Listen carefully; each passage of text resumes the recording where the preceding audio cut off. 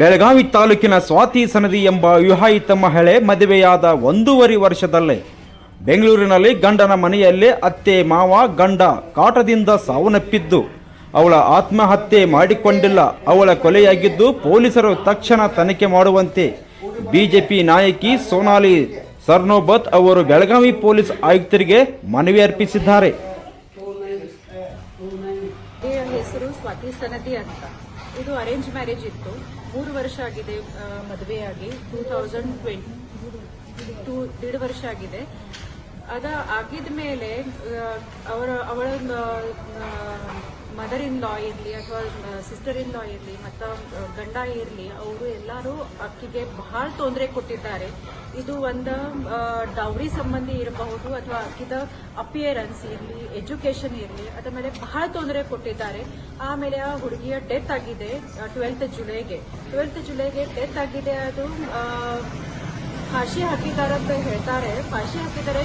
ವಿಂಡೋಗೆ ಹೆಂಗ್ ಫಾಶಿ ಹಾಕ್ತಾರ, ಇದು ಕಿಟಕಿಗೆ ಫಾಶಿ ಹಾಕಿದ್ದಾರೆ.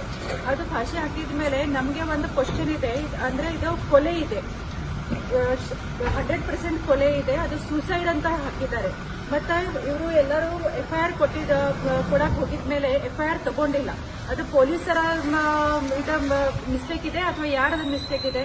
ಒಂದು ಹುಡುಗಿ 1.5 ವರ್ಷ ಒಳಗೆ ಮದುವೆ ಆಗಿದ್ಮೇಲೆ ಇದು ಈ ತರಹದ ಕೊಲೆ ಆಗ್ತದ ಅಂದ್ರೆ ನಮ್ಗೆ ನ್ಯಾಯ ಬೇಕು, ಜಸ್ಟಿಸ್ ಬೇಕು. ಎಲ್ಲಿ ಮಾಡ್ಕೊಂಡಿದ್ದಾರೆ? ಬೆಂಗಳೂರದಾಗ. ಜಾಬ್ ಇಲ್ಲ, ಹೌಸ್ ವೈಫ್ ಇದ್ದಳು. ಅಕ್ಕಿದ ಎಜುಕೇಶನ್ ನಡೀತಾ ಇತ್ತು. ಆಕ್ಚುಲಿ ಎಜುಕೇಶನ್ ಮಾಡಕ್ ಅಕ್ಕಿಗೆ ಅವರು ಪರವಾನಗಿ ಕೊಟ್ಟಿಲ್ಲ. ಗಂಡ ಜಾಬ್ ಮಾಡ್ತಾ ಇದ್ದಾರೆ. ಗಂಡ ಜಾಬ್ ಮಾಡ್ತಾ ಇದ್ದಾನೆ. ಅವನು ಸ್ವಲ್ಪ ಸೈಕಿಕಲ್ಲಿ ಇದ್ದಾನೆ ಬಹುಶಃ. ಮತ್ತೆ ಇವರು FIR ಕೊಡಕ್ ಹೋಗಿದ್ಮೇಲೆ ಅಲ್ಲಿ ಪೊಲೀಸ್ ಸ್ಟೇಷನ್ದಾಗ ಅವ್ರು FIR ತಗೊಂಡಿಲ್ಲ. ಅವರಿಗೆ ಸ್ಟೇಟ್ಮೆಂಟ್ ಅಷ್ಟು ತಗೊಂಡಿದ್ದಾರೆ. ಸ್ಟೇಟ್ಮೆಂಟ್ ಕೊಟ್ಟಿದ್ಮೇಲೆ ನಿಮ್ ಕಡೆ ಪ್ರೂಫ್ ಇಲ್ಲ, ಇದು ಕೊಲೆ ಇಲ್ಲ, ಹಂಗ ಪೊಲೀಸ್ ಹೇಳ್ತಾರೆ. ಹೆಂಗ್ ಮಾಡೋದು, ಏನ್ ಮಾಡೋದು? ಇವರಿಗೆ ನ್ಯಾಯ ಸಿಗ್ಬೇಕು.